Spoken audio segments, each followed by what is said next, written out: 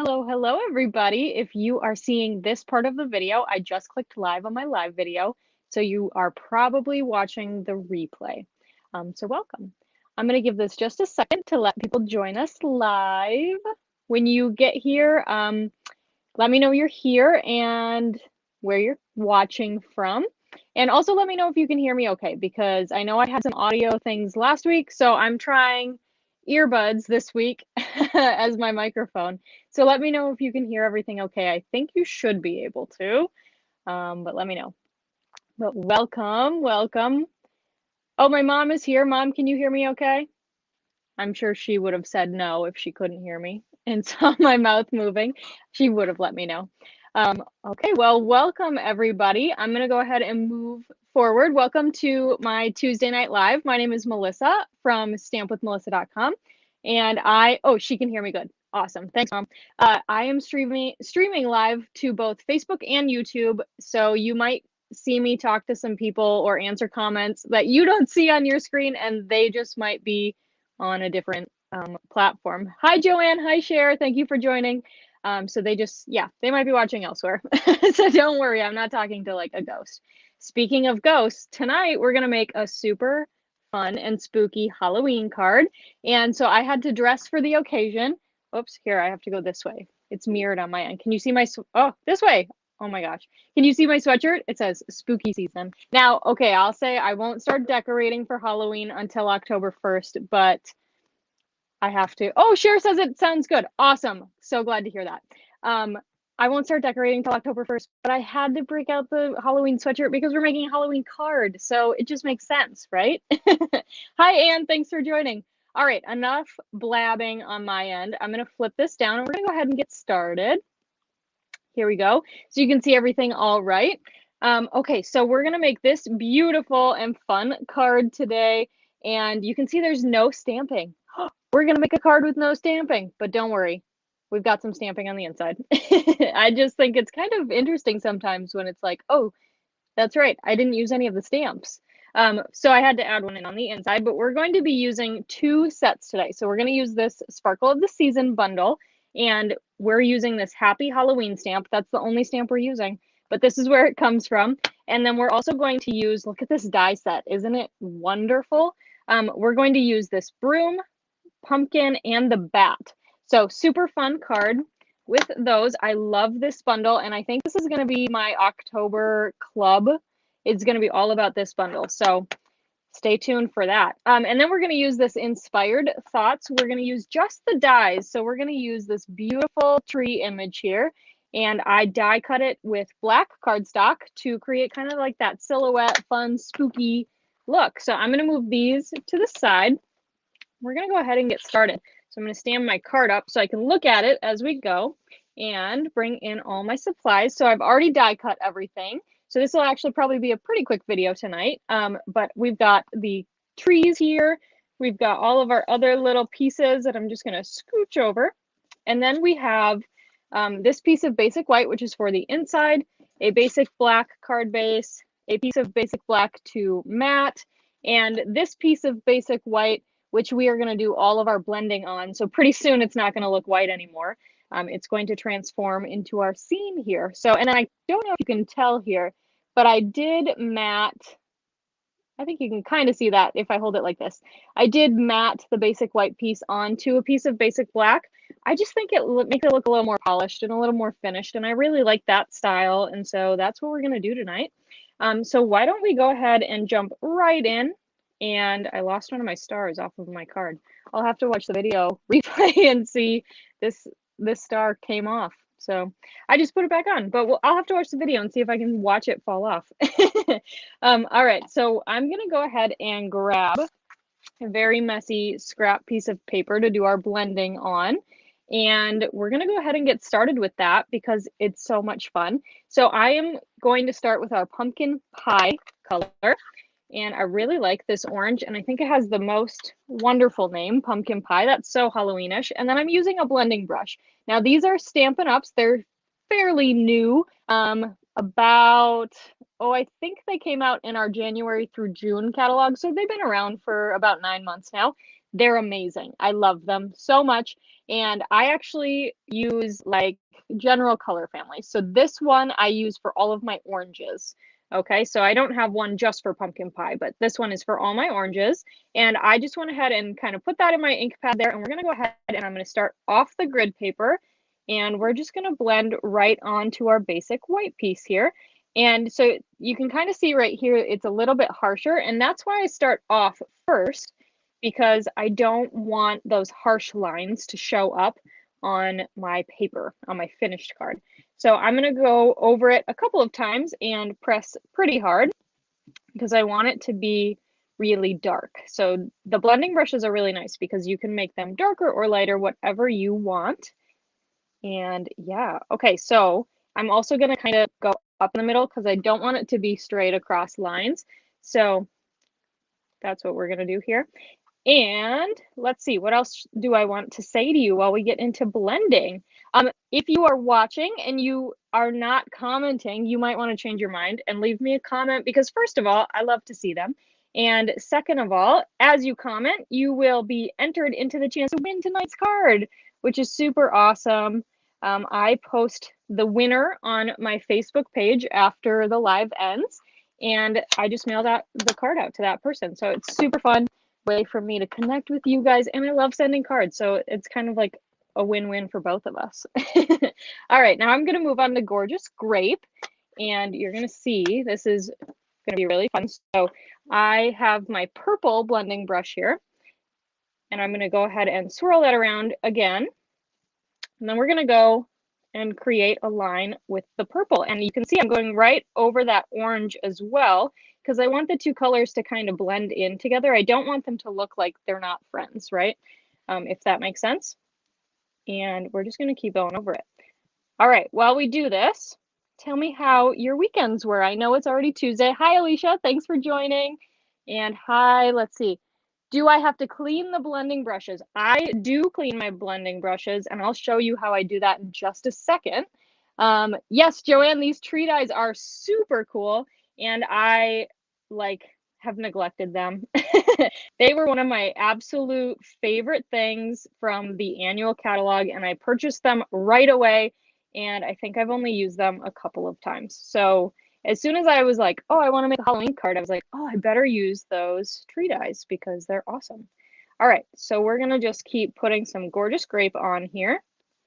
And then what I'm going to do, I'm going to show you this. It's kind of fun, but I get, oh, I'm looking to where this goes in my little holder. So I get a lot of questions about how I clean my blending brushes, okay? So as I said, I use them for the same color or for the same color family, so like all purples. So I don't have one for just Gorgeous Grape, etc.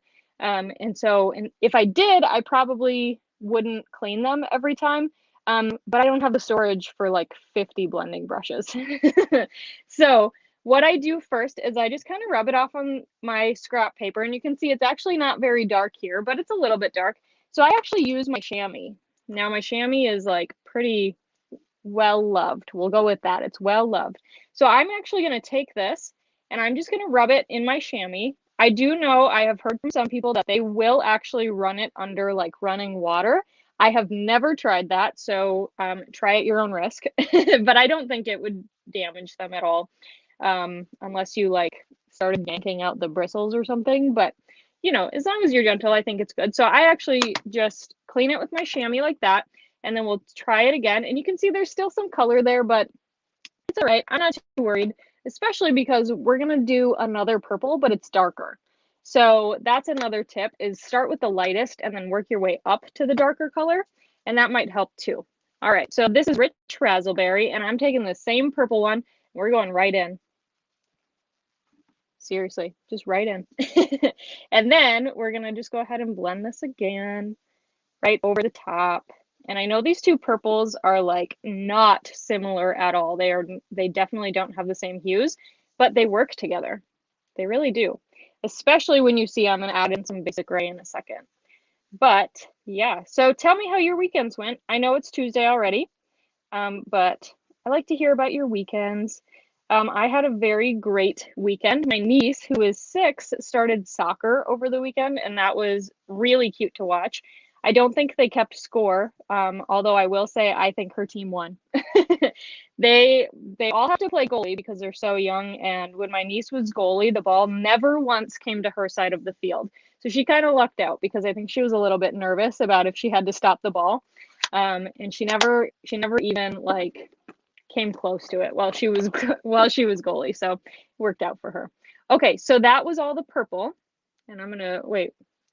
I don't know where, oh, there it is. I was like, I don't know where we put my orange button. Okay, now I'm gonna come in with basic gray. And the reason I wanted to do this is you can see here on my sample card, these colors look darker than they do on this piece. And basic gray really just kind of helps it become a little bit spookier for Halloween. And I just love how it looks. So this one is for my grays, and I keep them in this cute little storage caddy, and I'll show it to you. So I keep them, here, I'll do it like that. In this storage caddy, I got this from Stampin' Storage, which is in Minnesota for all my fellow Minnesotans. They are a Minnesota company, and they're amazing. So that is the 15 holder, and I actually have just 12 blending brushes, so they fit perfectly in there. And I love that it just fits right on my desk and it doesn't take up a lot of space. So that's pretty nice. All right, Alicia said she hosted a neighborhood barbecue on her patio Saturday night, and they were even able to have a campfire. That sounds lovely. I have loved the fall weather we've been having in Minnesota. It's been so beautiful. We had such a hot summer, and so bonfires were like impossible because it was just too hot out. So I'm so glad that you got to do that. Joanne, you were born and raised in Minnesota. Do you still live here? And whereabouts in Minnesota, if you want to share? I'd love to hear that. So I am in the East Metro in Oakdale, which I always tell people is like by Stillwater. That's how I describe it. But I could also say by Woodbury. All right, so you can see I'm just kind of adding some basic gray, and I went really heavy around like the corners and the top up here. But now I'm going to go in even on the bottom and add in some basic gray. And you can see it's really just dulling down the whole piece of paper, which of course, if you didn't want that, you wouldn't have to do it. But I kind of like how it looks, especially for Halloween. And I am going over all of the paper here, kind of lightly, so it doesn't like make the whole thing gray, right? Cher said her husband and she went geocaching. That's fun in Lake Elmo. And her son stayed at grandma's and played Minecraft. That sounds like any 9-year-old boy's dream. Or I think is he 9, Cher? I think that's right. Around there anyway. That sounds like the dream. But that sounds super fun. And where did you go? Did you go to like the park reserve or something? I know that they do geocaching there. Okay, Joanne says she lives in Arizona now. Well, we welcome you as a native Minnesotan. You are welcome here anytime. Okay, let's see. Now I'm gonna grab my seal. Yes, he's 9. Okay, that's what I thought. And then I said it and I was like, wait, shoot, I don't know, maybe I'm wrong. Okay, I was about to glue that down, but I want to wait. Oh, thanks, Alicia. And I'm gonna add my trees and all my little pieces on the front. So for the trees, what I would recommend doing normally is, oh, Sunfish Lake. Yep, okay. I actually have never been there, but my mom and I like to do like 5Ks and stuff, or, you know, we don't run them, but we walk like trails. And we have talked about going to Sunfish Lake, but we never have. What was I just saying? What was I saying before that? Oh, I would recommend with these trees to add adhesive sheets, but I didn't because I didn't think about that. So, but you can see there's lots of little pieces, especially when you get up into these leaves. And so I'm just very lightly going over the branches and adding on some glue so we can get that adhered down to our piece here. And I want to make sure it's lined up with the bottom because the die cut does a very nice thing for us and it makes a cute little hill. So I want to make sure I get that lined up, and then we're going to press it down. And I'm even going to bring in one of my clear blocks and just kind of like smush it down. See, Mora, Minnesota is where she was born and raised. Small town about 70 miles north of Minneapolis. I believe I've heard of Mora, Joanne, but I've never been there. But I've heard of it, definitely. But yes, welcome. And hopefully you get to visit because we love Minnesota. It's beautiful here. All right, so now that we got the trees on, we're going to trim off the little extra pieces down here. Now I'm gonna leave the tree, like the top of the tree, because I think it looks kind of cool when it peeks out, but the hill seems a little bit like out of place, so I am gonna trim that off. And then we're gonna get it adhered to that basic black layer. And then we'll add in like our bats and our brooms and all of that fun stuff. And I lost my glue cap. So usually I'm very organized, but on tonight's live, I am not so much because, oh, your best friend's sister lives in Mora. That's super cool. And Alicia's been there too. Small world, right? But super cool. All right. So usually I'm very organized, but I got 2 more lights for my live videos and they are in my way. But hopefully it helps to be able to see everything. Because I know there was always kind of a little dead spot, at least to me, like down in this corner. So I've added lights, but I feel like I just like move my hand and I knock them over.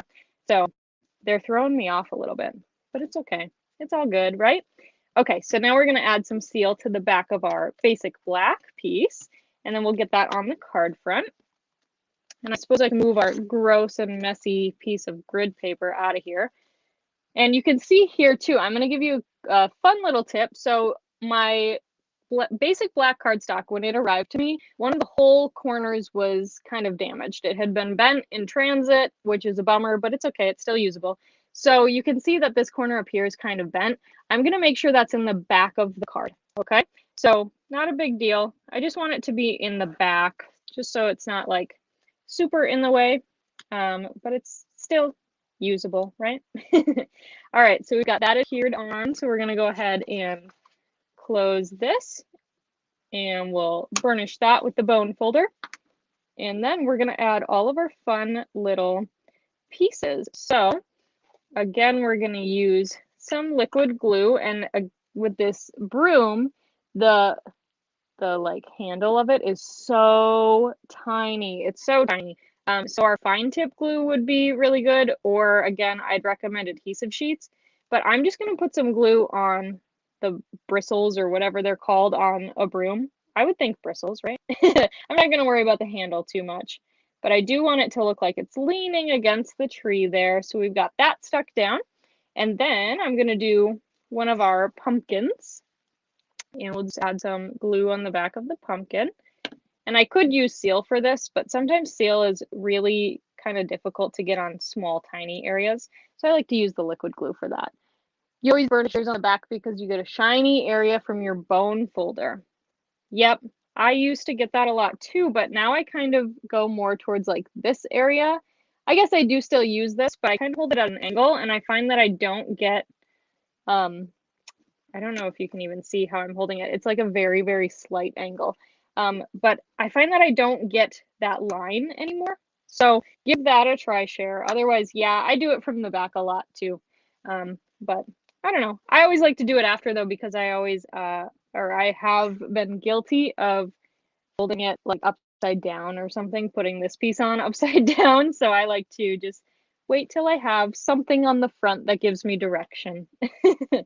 All right, so I have got some of our mini black dimensionals, and I am using the black ones because they blend in so well. So you can't see them through the cardstock. And I put, so this pumpkin is down with the glue, and then this pumpkin is gonna go right over it with some dimensionals to just pop it up a little. And then of course we've got our cute little bats, and I want them to have dimensionals too, but they're a little bit too small. So they're teensy weensy. And so what I'm going to do is these are the minis again, and I'm going to take my snips and I'm just going to cut this in half diagonally. And we're going to just put one of each of these halves on the wings. All right, so I'm lining up those there. And you know what, with these, like, I'm going to say if it peeks out, it's okay. You know, we don't have to be perfect. So if the dimensional peeks out a little bit, you can either trim it off, or, you know, luckily it blends in with the trees and with the bats. But don't get like too fussy with it, I guess. All right, so we're gonna put one of them like right around there, and then we have one more, so we're gonna do the same thing again. and trim those. I wonder if Stampin' Up! Would ever make like teeny dimensionals, because I would buy them. I don't know that I would use them super often, but I would still buy them. But we do also have foam adhesive sheets that are really nice, and you can actually die cut out of them. So you can get like the exact shape you need. And so that would have been an option for this too, but they're white, and I really wanted to use the black ones because I really like how it just kind of hides all that adhesive. So then we're gonna stick our other bat up here. Yeah, Alicia said me too. I think it's on the dimensionals because we've had that conversation before about our tiny dimensionals. Okay, so here is this guy, and then we're gonna go ahead and do the inside of the card. So here's our basic white piece. And by the way, all of the measurements will be found on the coordinating blog post, which goes live at 8 a.m. Central Time tomorrow. So look for that. And we've got that Happy Halloween, and I'm inking that up in the black here. And I'm going to stamp it down right in the middle, and we'll get this adhered inside. I also wanted to mention that Celebration is coming to a close. Oh, Cher, thank you so much. Celebration is slowly, well, actually, I shouldn't say slowly because somehow it's like already 2 weeks from October. What the heck?